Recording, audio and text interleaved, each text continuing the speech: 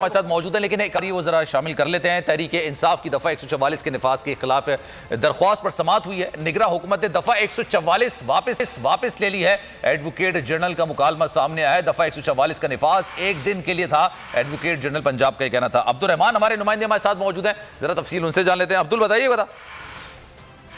जी बिल्कुल, Lahore high court ने दफा 144 के खिलाफ पाकिस्तान तहरीक इंसाफ के रहनुमा हमाद अजहर की दरखास्त निपटा दी है। अदालत में एडवोकेट जनरल पंजाब मोहम्मद शानगुल पेश हुए और उन्होंने अदालत को आगाह किया कि दफा 144 का नफाज जो है वो गुज़श्ता रोज एक दिन के लिए ही किया गया था, क्योंकि कल औरत मार्च और हया मार्च था, जिसकी वजह से काफी जो इतलात थी वो थ्रेड थे और इस वजह से दफा 144 एक दिन के लिए नाफज की गई थी। उन्होंने अदालत को आगाह किया कि दफा 144 जो है वो वापस ले ली गई है।